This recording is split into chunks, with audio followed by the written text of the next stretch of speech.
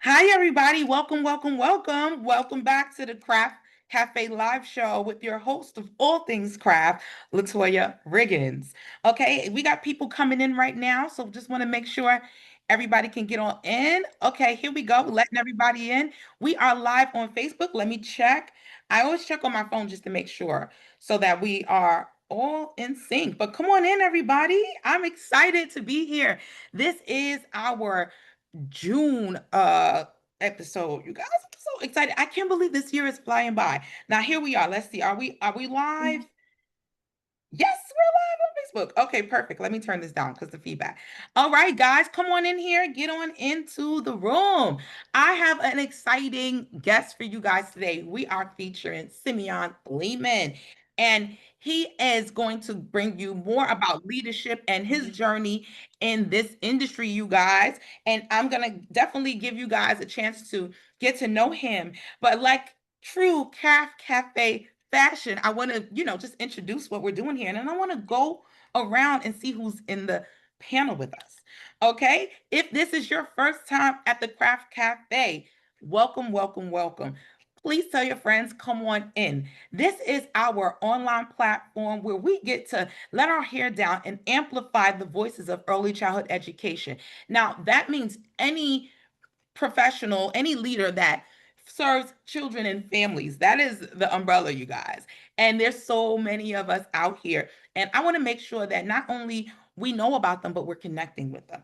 Okay. So our guest for today here, Simeon Lehmann, he is a dedicated advocate and leader in the early childhood education field. So we're going to be talking more about his journey and the things that he's doing right now to really amplify the voices. And not just that, but bring us closer together. Okay, now let's see who's on the line. We always want to see who's on the line before we get into the show.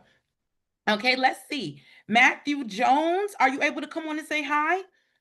I like for people to come on and say hi, but listen, guys, this is in the middle of the day on a Friday, and most of our viewers are childcare professionals, so they're working during the day. Oh, there's Matthew.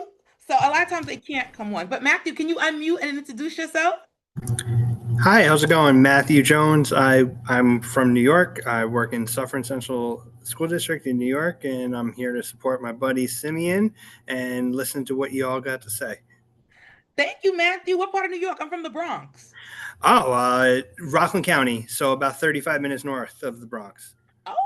All right. So Yeah, New York is in the building. Thanks for coming and supporting, Matthew. Love it. absolutely. All right. We got Carol Lewis. Hi, Carol. I have not seen you. Come off mute and introduce yourself. Good afternoon, everybody. My name is Carol Lewis, and I'm the proud owner of Alpha and Omega Day Academy here in North Carolina, Oh, physically from New York. So, yeah, we are in the house. So I wish everyone well in their endeavors. and tell them, you're a craft member. Tell them how long you been in business. I've been in business going on 14 years, and I've been with Kraft, I think 2 years. I met them at the National Family Child Care Association, and I've been with them ever since. They are the best. Yes, say it again for the people in the back. They are the best. I have to say that they're very personable, and they don't mind helping you with all your needs. So join if you're not a member. Okay. Listen up, you heard it first. I love it, guys. And definitely check out our memberships. I'm going to be talking about that after we're done. But www.betterfuturesdc.com, you guys. Thank you, Miss Carol. I love her, you guys. She's such a sweetheart. And like she said, we definitely work with everyone that wants to work with us because we want to move the industry forward. So it's all about impact. Let's see who else we got on the line. We have a Jack King. I love your screensaver. Who is that? Let's see. Jack King, are you able to come on and say hi? All right, we're gonna wait for you. We're gonna come back. We're gonna keep swinging around until you're ready. And when you're ready, just unmute, guys. Okay. Let's see. JC Williams, are you able to come on and say hi? Hi, I'm sorry, I'm driving right now. I'm just here to support my buddy Sam. coming from coming from LA. LA. All right. Well, okay. Well, don't get on camera. We want you to be safe. Thank you for tuning in and participating on the panel. Thank you. Good, no worries. You got a lot of support, Simeon. I love this. All right. Oh, Dr. Angela Perla. I know you. Can you come on and say hi? There you are. You're on mute. There I you are. got it. Hi, how are you? I'm good. How are you? Come on in and introduce yourself. Oh, well, I'm Dr. Angela from Florida, Doral, Florida. I started my own initiative, Early Childhood Initiative of America, and I met Jahi and Latoya through the LSL program because I was in the cohort 3 for that, particular journey. And I really appreciate, what you all do for us. Thank you. Thank you Thank so much. you. Thank you so much. And what she's talking about is the Leaders Shaping Leaders program with the National Association for Family Child Care, you guys. We're heavily involved. We just stopped last summer, but we've been in it since the beginning, helped to actually create that program. So many leaders that come out of that program are doing great things, and they're doing a lot of great things with us. So super proud of that. So I just love it. Let's see who else. Thank you, Dr. Parlett, for coming on in here. All right, and supporting in Florida. Shout out to Florida. You guys have a event coming up, right? Okay, we can talk about that too. Let's see. Shanika Madden, are you able to come on and tell us who you are? Introduce yourself. Oh, sure thing. I'm at work. So I'm Shanika and I've worked with Simeon. So I'm just here to support him. Oh, thank you so much for coming and support that. Now that's what I'm talking about, Simeon. That you got the gang in the house. What they call it, gang. Let's see. All right, we got Diane Gardner's in the building. All right, Philly done showed up. Hey, Diane. Let's see. Can you come on now? There she is. Can you come on and introduce yourself? You're on mute.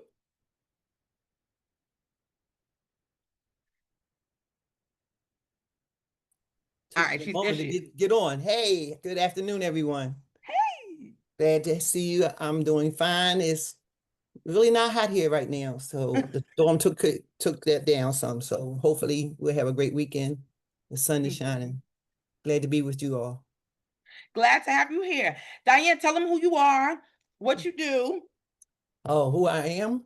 Yeah. I'm Diane Gardner. I am the president of Quality Influential Professionals, which is a group of adult women and some teenagers that are giving us a feedback on the things that they need. And we meet once a month on the second Saturday of the month. That gives you the opportunity to ask questions. If we don't have the answers, we will get the answer to you before the meeting is over and giving you directions. I've been with them, I think 5 years now with this group. Wow. And it's a great group. It's other people with professionals that's in the field bring their items to us, their goals. So it works out very nicely for us. I love it. We are a nonprofit agency, a 501c3. All right. Now tell me about your business. She just wait, because she don't know I took my breath to get here. And now she gonna tell your business. Oh, I'm sorry. You know I'm gonna put you on the spot. I'm like, I just made it here. I am a family child care provider. I've been in it 22 years. I am an NAFCC accredited. I'm Keystone Stars accredited. What else? I'm a president. A mom, a grandmom. I've been married 50 years as of this week, next week. So congratulations. We'll be celebrating 50 years tomorrow. Really? Congratulations to the 50 years. I was like, so what else can I say about me? Wow, that you get the trophies, man. That's hard. So kudos to y'all. Listen, I was in shock myself because I'm not a number counter. I just go day by day and live as long as we getting along. And my daughter brought it to my attention. I say, Wait, tell me that again. Where did I miss the time? Right. Well, that's amazing then. If you didn't even notice it went by, that Oh, means you was I having didn't. fun, all of that. Yeah. Shout out to Yeah, they got a longevity, lot you planned. guys. They have a lot planned. Oh, 50 years, you better. Thank you, Diane. You are You're definitely an welcome. inspiration. And guys, she is the all-star with our craft boot camps and things like that Okay. and waves. So we'll talk about that with the graduation. But I'm so glad that everybody is here because I am excited. I want to bring to you guys our feature for our episode today. That's Simeon. And let me tell you how I heard about this man. Because I don't know. In DC, I thought I knew everybody, and I do not.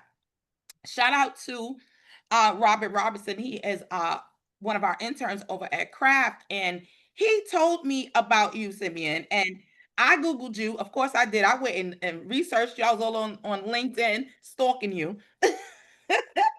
And that's when I reached out to you. And I was so happy to really get to know you and talk to you.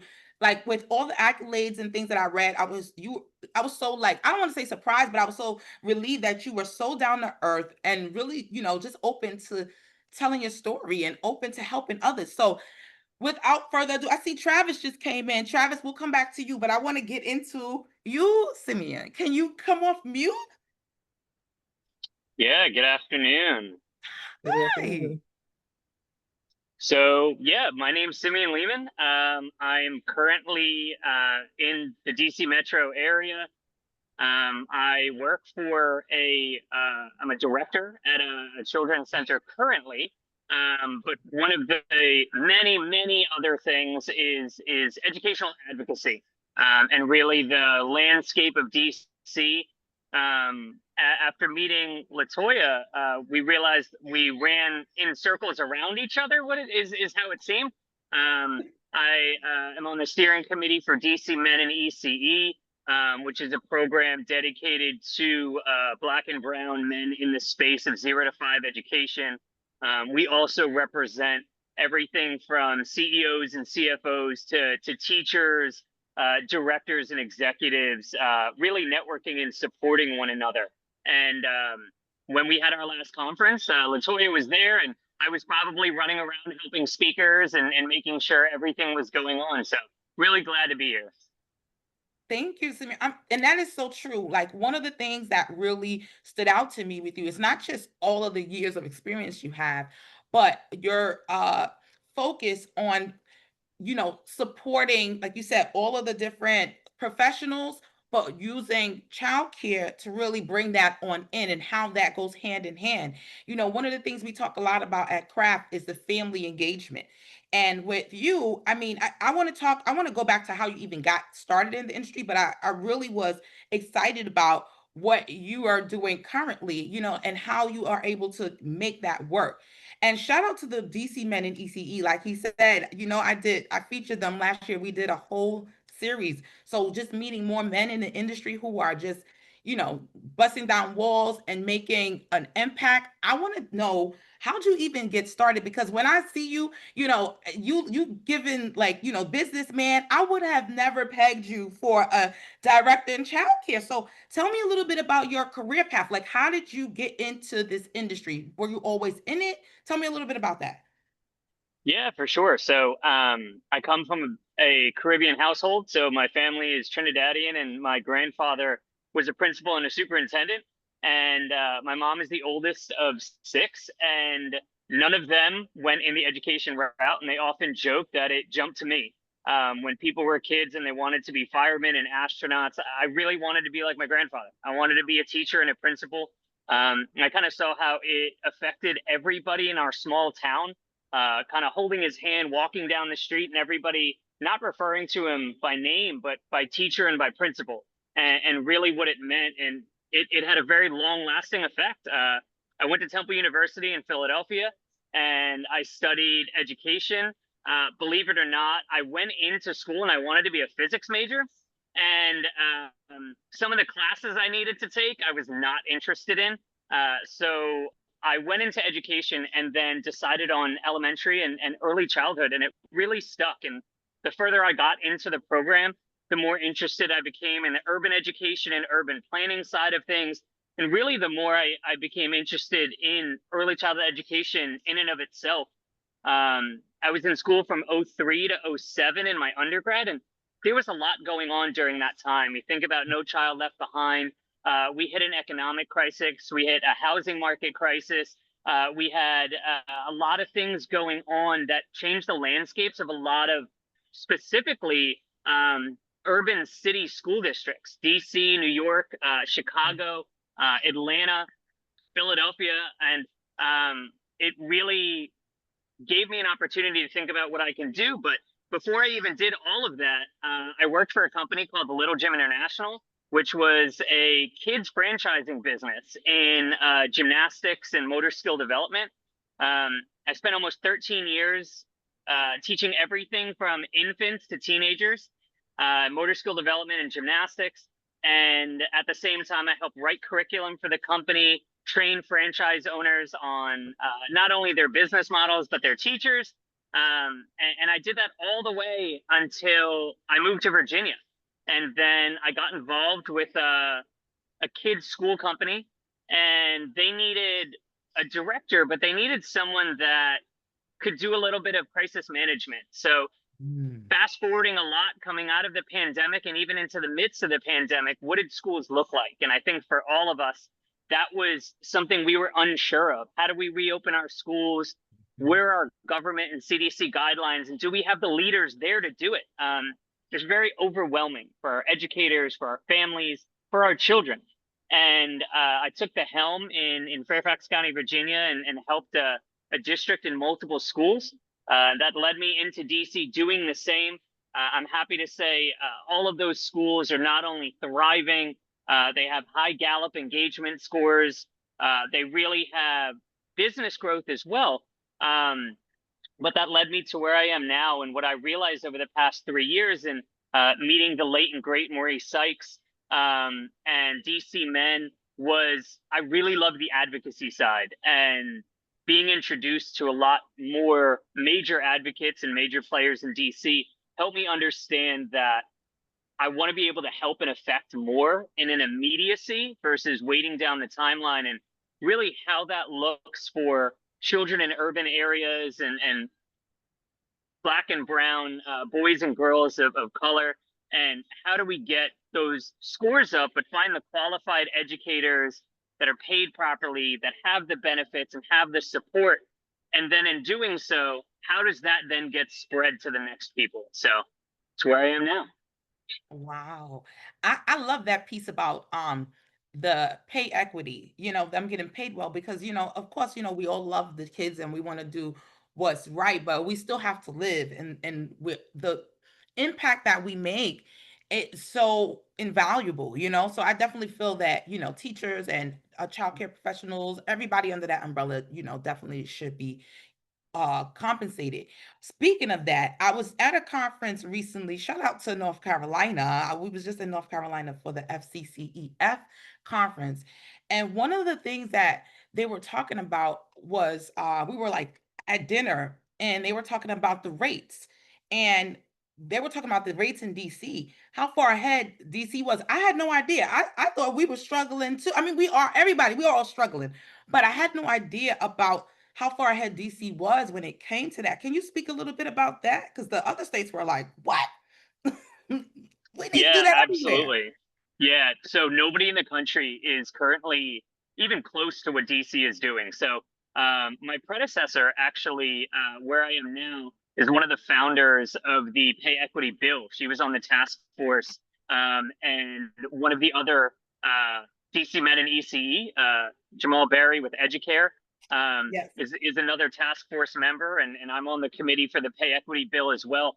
And essentially, the design behind it is to pay teachers 0 to 5, a lot like you would in a public school district, but qualifying them with educational credentials, mental and physical wellness and health benefits, and essentially treating them the same way we would our K through 12 teachers. We understand that in K through 12, the qualifications of things like standardized exams, degrees, and stepping stones to their salary make a massive difference into why they stay. But our 0 to 5 educators throughout the country are mostly hourly workers. They make up mostly women of color. And there's a massive disparity that goes on in that pay cycle. And we want for them the same thing we want for all children: high quality education, literacy, math rates, wonderful human beings. But if we're not paying them the right rates or the highest rates that we should be, how do we set those expectations at a bar that truly doesn't make sense? The pay equity bill was created 2 years ago now, going into this next fiscal year, and essentially there are minimum qualifications from the Child Development Associates from the Council of Recognition with Dr. Moore and Dr. Andrew Davis going through that program to get their CDA. Then you have your associate's degree, your bachelor's, and so on. And regardless of their class size, they are given a very good salary based on meeting those credentials. And they're also given timelines. They're also given resources to help them qualify for the CDA, their associates, their bachelors. So working with nonprofits and organizations that help fund these programs too. So they're not completely out of pocket. They're not sitting into student loans to do this. We're connecting them to mentorship programs as well as nonprofit organizations that may give them everything from laptops and backpacks to advisors and degree programs, so that when they come out of it, they're going right into the workforce and they're not worried about the next check or the next bill or keeping the lights on. They're able to put their focus into the education and into the children. Awesome. I love those types of models where it's the education, the pathways. Everybody who knows me for a long time knows I have a workforce development background, and that's actually essentially how I got here with craft is, really honing in on childcare businesses.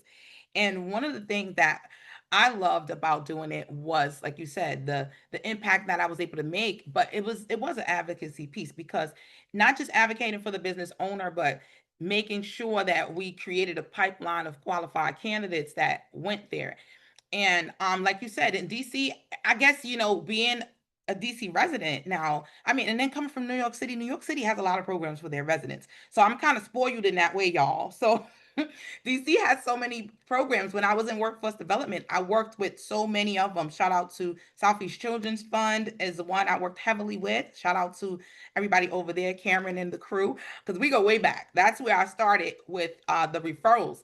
And then I discovered UPO. UPO is another great organization that has training, and what I loved about their program is they have a earn while you learn piece that they do. Um, the list goes on in DC, Centronia. I mean, and this is starting with the young people, in high school, coming out of high school, really starting to create that, pipeline of people who not only want to do this work, but incubating them so that they're qualified to do the work and they can go even further. So I love that. And UDC, shout out to UDC. UDC is amazing. They have so many different things. So I feel like I'm bragging on DC, but I am a little bit because that's where we are. Better Futures DC.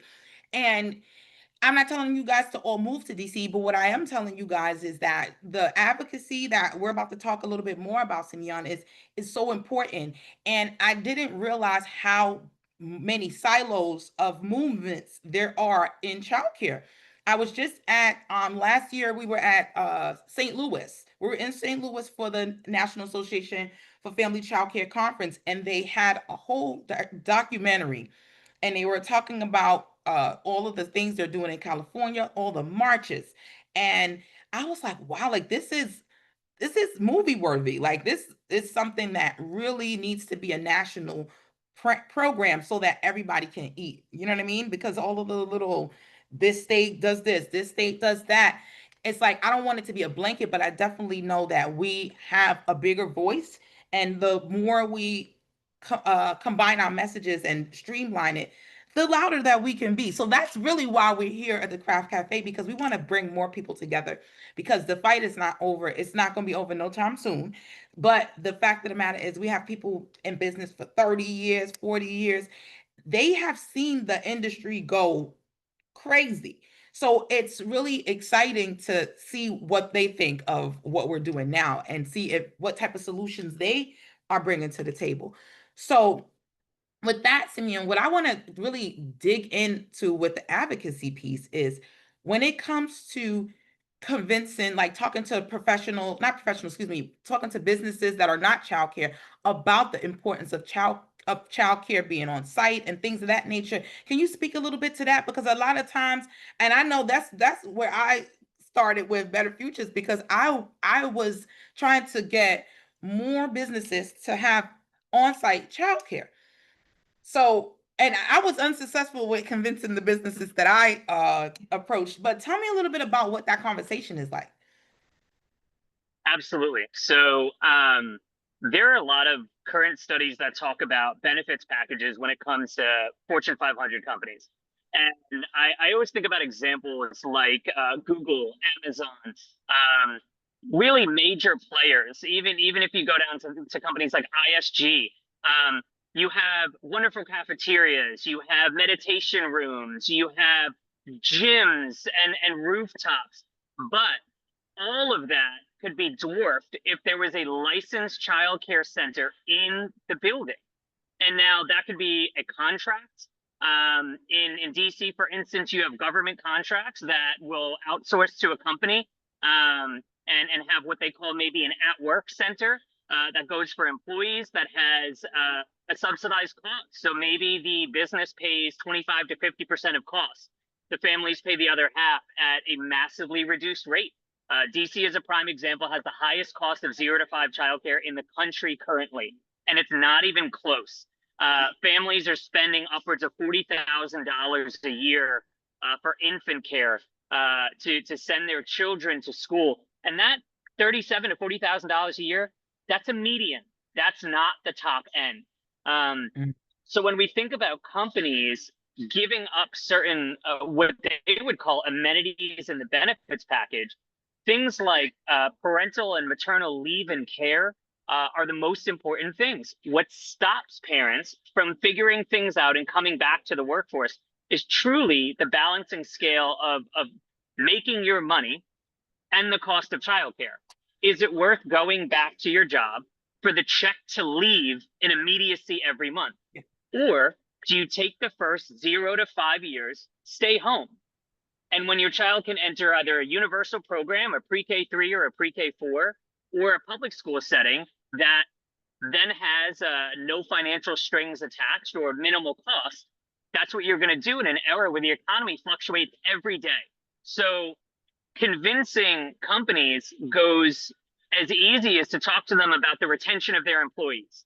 They're guaranteed to have a longer tenure of employees by saying, hey, downstairs on our first floor is a licensed childcare center with educators that are going to meet your needs, meet your educational credentials, and help you in the long term. And what I found is I've seen children come back from college, and this was last week in my facility.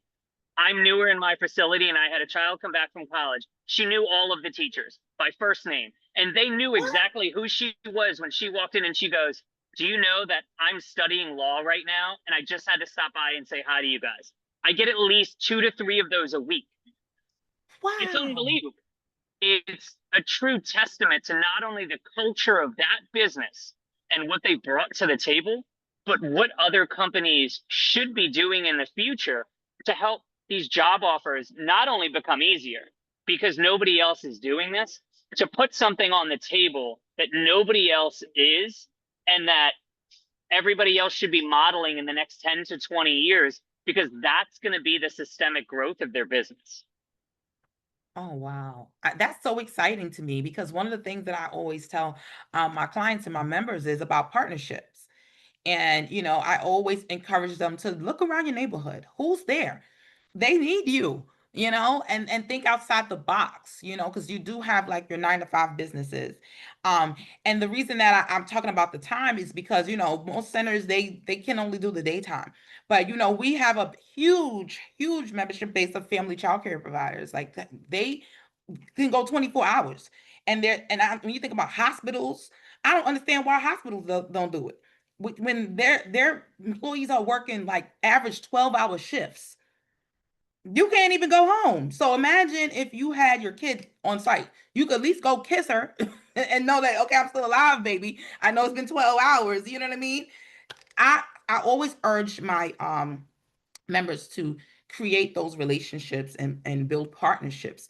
What advice would you give them to actually start that conversation? Like, who should they talk to? Because I kind of know, but like I said, you already know. So tell us a little bit about that. Like, what would you tell them? Like, how to approach it? Yeah, absolutely. The first thing is going in with a plan, right? So whether that's setting a deck, whether that's writing a couple pages of proposal, you're going to be looking for your benefits departments, your HR departments first. Those are going to be your top tier people that are going to help you get connected to your COOs, your CFOs, your CEOs. Oftentimes, the emails that you might send to some higher ups and those presidents and VPs might end up at an assistant's desk anyway. But if you're sending a proposal or you're planning a meeting with the head of the benefits department or the head of HR, you're talking about doing something separate that they can speak very specifically to the benefits package. They can speak to what is already being offered in comparison. And you guys can also talk about the financial end of it. Where does the money come from, right? How does it affect the budget? Because the first thing they're going to mention is money, right? Yeah. That's every company. We're going to talk Mhm. about whose pocket it comes out of, who's going to pay these educators. But if you're talking about the tenure of employees, we're always going to have a conversation around it costs more to train new people than it does to keep your employees happy and give them the proper professional development they need in the long term. And they're going to refer people to come to the company that don't want to leave also. So the other thing you touched on that's super important is community relations, right? Community engagement. When I was doing standalone centers, I would walk strip malls and put up QR codes in nail salons and grocery stores, CVS or the local place where I knew people would go to because I knew there was foot traffic. I Yeah. would be happy to take gift bags from those people and raffle them off with families when it came to enrollment for the new year, or when it came to setting up back to school carnivals and getting all the businesses involved in the parking lot. Those were the engagement materials that families still use. And those schools that I were at, now those become the minimum standards, right? We have to do those every year. Somebody's got to do something even better. Mhm. And when we think about those big engagements, now you think about your donors and your sponsors. That's where your Mhm. businesses come into play. What business isn't going to want to get involved and throw their name on a back to school carnival? What if it's a bank and they need more clients? What if it's the hospital, right? You have Georgetown, you have GW, you have some of the biggest hospitals in the nation right in our backyard. Mhm. So if that's the case, that 24-hour care, how do I get nurses to come do a CPR and a first aid course? And now they're talking about our schools right in the wheelhouse. Everything, it's not a gimmick to say you have to know how to network and you have to learn how to do it in an effective manner. Um, and you also have to have that engagement piece, right? So within our schools, we want to be able to actively engage with our teachers and families every day. Now, that could be engagement surveys and Gallup scores. That could be knowing about our families, right? Our grandparents, our aunts, our uncles, our pets. Um, we create those long lasting engagements. And honestly, you never know who's saying your name the minute they leave and go outside. And that's where a lot of those connections step into play. I love that. And that community engagement piece is super important. And that, because my specialty is marketing, you guys. So, I'm always encouraging people to get out of their comfort zone. If you don't make an offer, nobody even knows. And what I try to tell people is suggestive selling works. I started at Burger King, you guys. And if you go to any fast food joint, they're gonna say, would you like fries with that? You want to supersize it? Most of the time you're not even thinking about it. So I kind of take that same aspect when it comes to anything that I'm marketing. Give an offer, have a plan.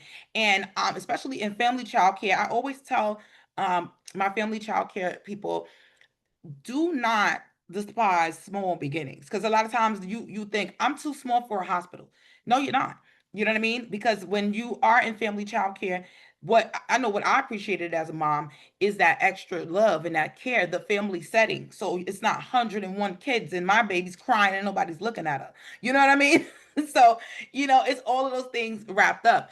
And so with you doing this, Simeon, I'm just so inspired because I want more people to understand that, to not be afraid of it, to realize that, like you said, if you have a plan, you put a plan together, you set a price, and that's another thing. We'll talk about that on another show. But really the pricing piece. I'm in all of these Facebook groups, and one of the biggest questions I hear is, "Hey, how much do you guys charge for infants?" And it's like, oh, don't ask people that. You need to figure out your price. So, one thing Jackie talks about is how to set your prices so you get paid the way you should, because people want to make a price that everybody can afford. But then we talk about who your customer is. So that's where I want to go back to the piece with combining the business, the engagement piece, and the education piece, because there are different, I would say, levels to childcare, and there are different demographics that you're targeting.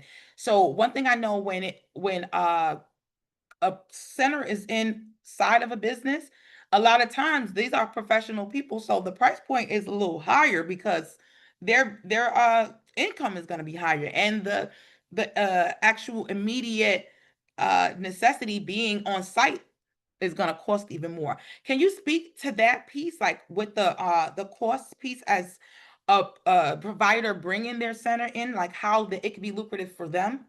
As well, it's obviously lucrative for them, but I mean, like, how to keep it lucrative without kind of lowballing yourself. Yeah, absolutely.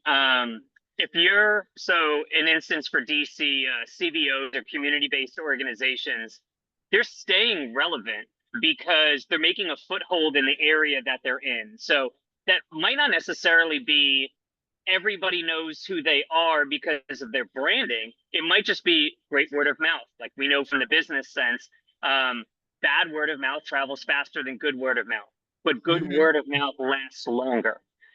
Um, and by building those community relationships, we figure out a lot about those price points. You have to make decisions like, are you going to take subsidy in your city? Are you going to take military families and work with companies like CCAOA and MCCYN?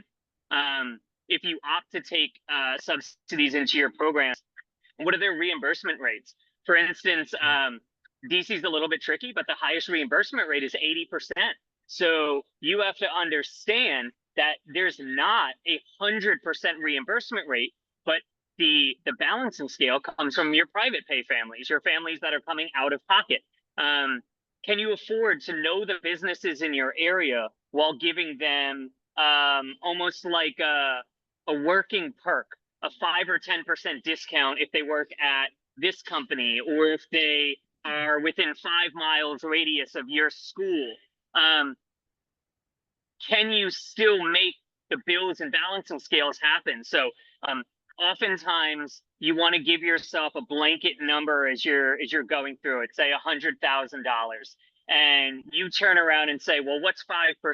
Well, if I lost 10%, what would the other 90 grand go to? If 50% of that is my rent and my electric, now I have to pay the teachers. Can I survive on a profit of 10% a month? Which, hey, if your ROI is 10% a month, you're probably doing something right. Most people are not turning around and making a 50% profit every month, especially in the ECE workforce. Believe it or not, what most systems and schools won't tell you, and this even leads into private equity, is plus or minus 1% is the breaking barrier at the end of the year. It Oh, sounds wow. so small, but Right. plus or minus 1% is the breakdown of, are we succeeding and are we not? People aren't turning around and talking about, oh, I'm 10% revenue over revenue from last year in this climate. Not when you see a 3% cost of living increase. We want to help our teachers. The bills never go down. So when we sit and talk with companies, or when we're talking about the advocacy end of it, part of it stems from providing to provide. So if we provide you X, in turn, this other aspect gets into play. So we provide you with childcare. You, in turn, have employees come down and we create a long-term contract. That first contract might only be 5 years. Then it's 10, then it's 20. Now you're a foothold. Now companies have to be close to you. So the price point needs to start at what you're going to pay your teachers. You're building the Excel spreadsheet, right? What does the rent look like? What are you doing for food? Are you allowing outside meals in? Are you hiring a catering company based on allergies and needs? Many schools in DC are in a coin flip situation. Some of them are using catering companies because we're worried about the highest rate of allergies of children we ever have. Being a 90s kid, I feel like we never sat around the lunch table and we're like, I wonder how many allergies are at this table. It didn't Right. feel like that. And we Yeah. were all sitting in the gym on long tables. So it just didn't feel like that. In 0 to 5 education, we have allergy charts every classroom. There's pictures. There's difference between allergies and intolerances, and all of that affects your bottom line. So now you fast forward that. What are your hours of operation? How many shifts do the teachers have, right? You talked about the need for 24-hour care. 100% agree. You have hospitals, firemen, policemen, essential workers, postal workers, garbage men and sanitation workers. These people are outside the norm of your 9 to 5. These are your 7 a.m. workers, your 5 a.m. workers. These are your 7 and 9 p.m. workers, and your overnights. Can you get those qualified educators to do those things in a contract? And if you can, understand the wages and investment that you do, because you're also become invaluable to those people. And I feel like that's Yeah. the key word, right? You're invaluable because you're doing something nobody else is doing. Yeah. I love how you put that, Simeon. And that's one of the things that I stress, especially I always, family childcare is my baby. I grew up in family childcare, so I'm always looking out for them. And when I tell a lot of people, are you using your 24 hours? They like, I don't want nobody in my house. I say better get some cameras and some good old locks on the important doors, because you are leaving so much money on the table. And I know one of my clients, they opened up their third shift and like tripled their earnings for their business just with the same amount of kids, like the same number of kids allowance, but just opened up the full 24 hours. I was like, see? And it was a lot of fear. I get a lot of fear from people in family childcare because it is their homes. And I get it. I definitely get it. Some people don't even like people visiting, let alone being in there all night, but it is essentially a business. So, we could put some things in place, but we're able to help so many people and make the money that we need to make to make those changes, those upgrades, and really do whatever things that you want to do. So I'm glad that you talked about that, Simeon. So now I want to go into, because I know we've talked, and I want to get a little bit more into what you are doing personally. As you know, I told you that I am a children's book author, unpublished at the time, but I love books. I love reading. I love the library. I was one of those bookworms when I was a kid. So I was always excited when the book fair came and everything. So when I did a panel of authors on the Craft Cafe. So I want to talk about your books. Can we talk about that? Yeah, so Okay. it's my partner is the author. Her name is Nicole Metis. We have a children's book called Hemi Bunny Finds a Mommy. And it's really a book all about blended families, that partners and children can be all shapes and sizes and colors. And it's going to be a book series. And it's, as my partner was thinking about it, it had always been a passion project of hers. And as we had more amazing conversations around it, she found an amazing illustrator. The book is in Barnes and Noble. It's in Amazon now. It's been an amazing, not only endeavor, but a passion project. And it's something that has not only brought us closer together, but something that she takes pride in, and not only like our family, having a bunny and learning the ups and downs of that, but the fact that there's a need for diversity in books. We are in an era right now where we see books being taken away and not Yeah. books being added. and it is a very systemic problem. Yeah. The books that were very important to us, that for many of which may have shaped our thoughts and minds, are being shaped in a different way right now. And we shouldn't be thinking about taking away those educational resources versus adding them. It almost doesn't make sense, Right. because we know so many areas of the country that don't even have access. They might Mm. not have a public library. They don't have access to those types of tangible knowledge. And having those books, even as simple picture books, um, lead to so much more resource and reliability for our 0 to 5 children and families. I love that. So you said, so the bunny finds the mom. I love that. And it said it's gonna be a series. So do you have the link you can pop into the chat?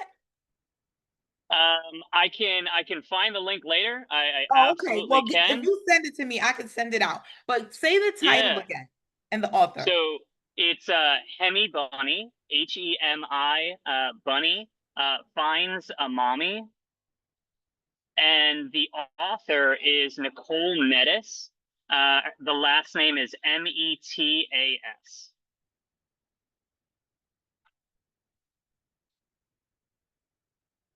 I'm gonna put the link in the chat now.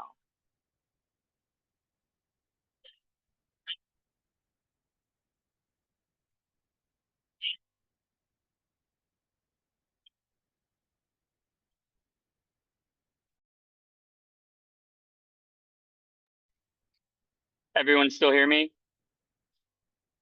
I think Miss Latoya froze.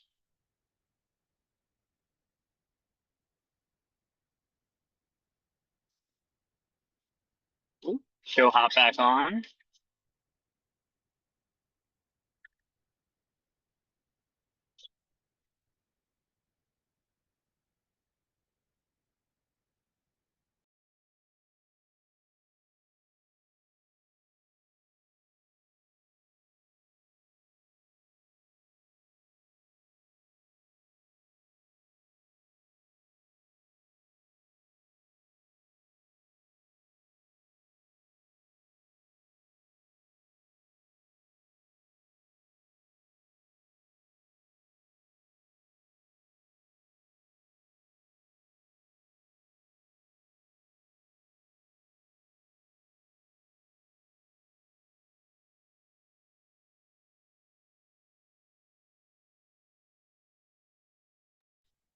Latoya said she's jumping back on right now.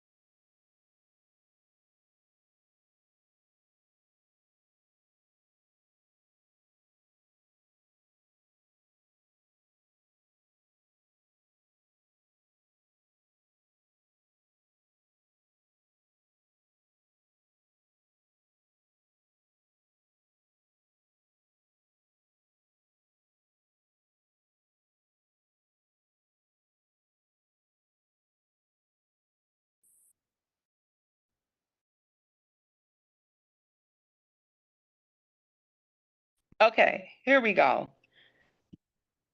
Can you guys hear? Yes. Yep. Can you hear me?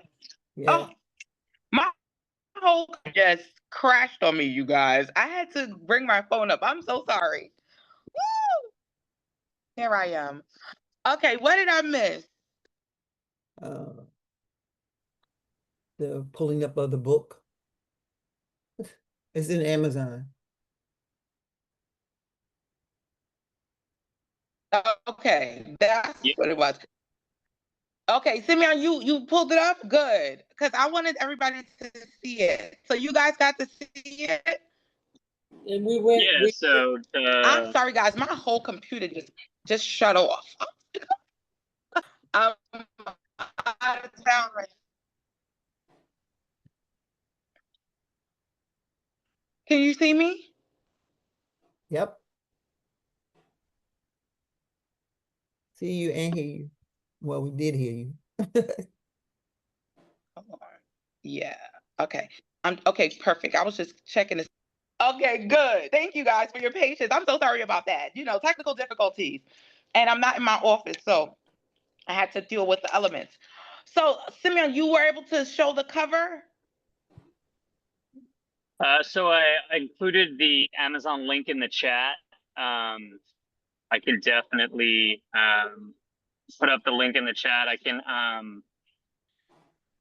everyone can kind of see it from there and see the cover and all of those good pieces. And yeah, again, like super lucky that my partner's passion project, and she really took time to found everything in regards to everything from illustrating to storyboarding. Everything was done so seamlessly. So I'm glad to support her in that endeavor.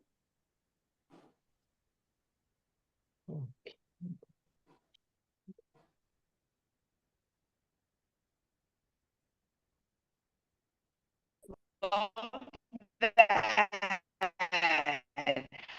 I'm glad you were able to pop the link into the chat. And thank you guys for your patience. I'm so excited. Toya, So, but Toya, we missed everything you said. round We not. circle. You started out like you said. Okay, let me see something. I'm gonna turn this camera off. That might work. Okay.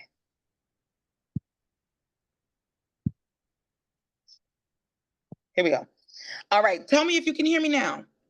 Yes. Yes. Okay. All right. I turned my camera off. A lot of times that gives you better bandwidth. So, guys, I'm having this technical difficulties, but I'm glad we were able to make it through the episode, Simeon. I am so excited. Tell everybody, where they can connect with you on LinkedIn, all of those different things. They want to hear more and how they can contribute to any of the programs that you are working on right now.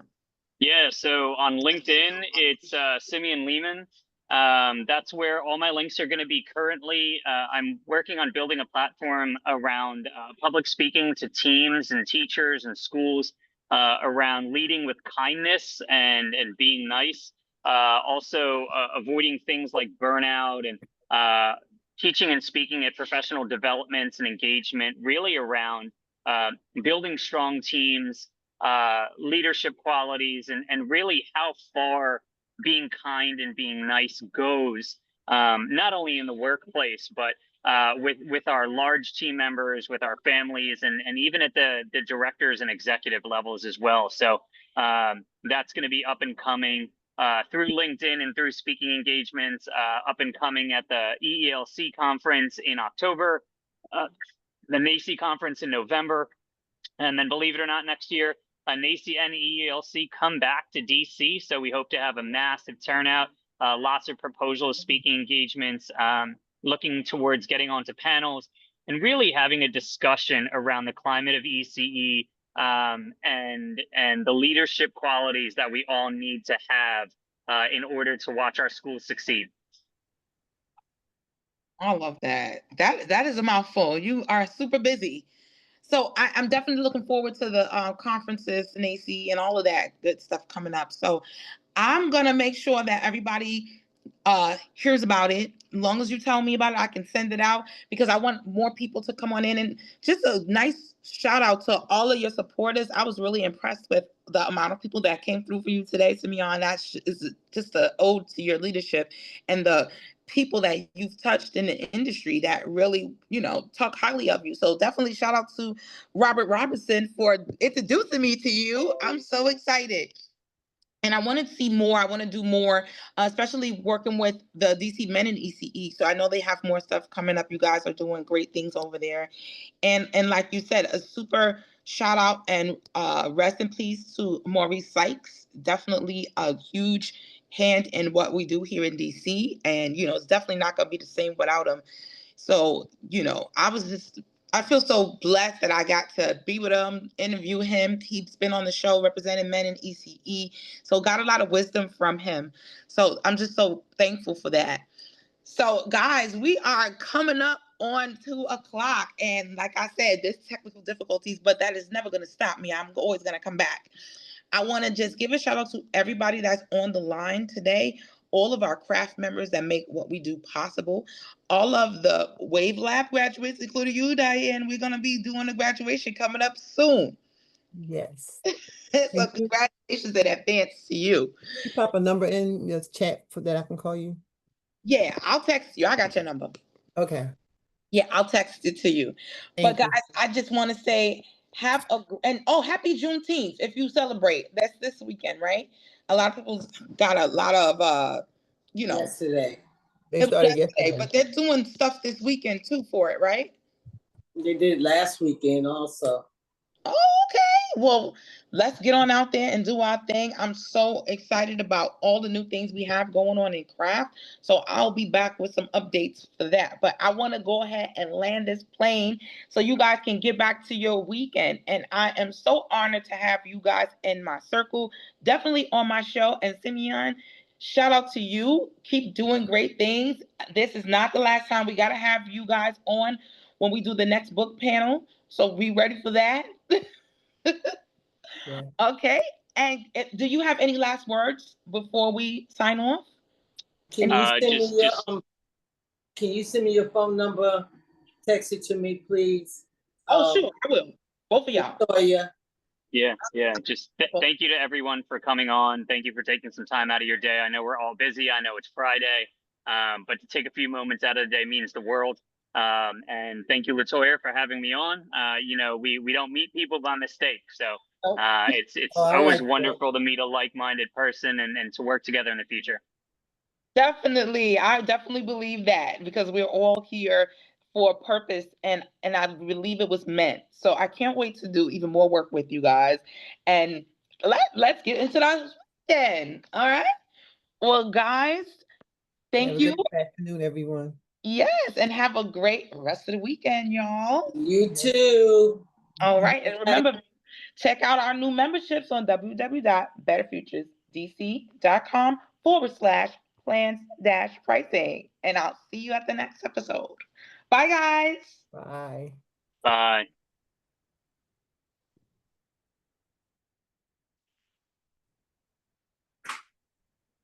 I'm going to text you. Okay. Okay. Bye, honey. Good seeing you. You too. I missed you. I know. I miss you too. In our talks. I know. You know how we get down. Yeah, because I kind of was trying to leave this business. Not yet. We got different things to squeeze up out of you. Oh, okay. You say sayonara, but you gotta retire though. We gotta have a plan. Remember, we gotta have a plan, and a pivot plan, the next chapter where we're going. How we're transitioning to the next phase of your career. Well, it's not over. Well, we gotta chat.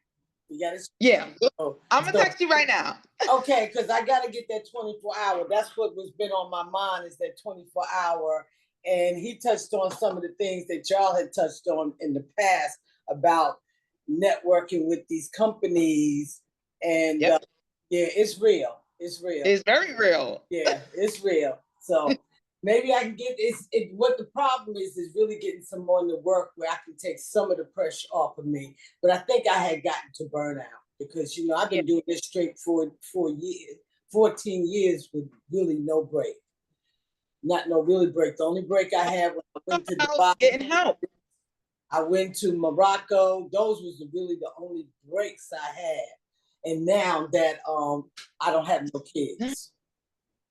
No, I don't have no kids right now. Okay. So, yeah, and I gotta get. What we need is a marketing plan. Yeah, I'm doing some work in the den because my chimney was falling, so I had to take it down. So I don't have no kids right now. Yeah. Oh God. Yeah. So I need to make some money.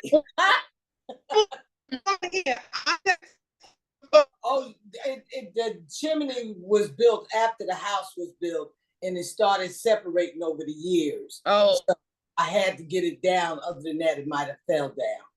So yeah, that was like a small fortune, and I'm still trying to get it all back together. Yeah, because you know how when you do one thing, it leads into another.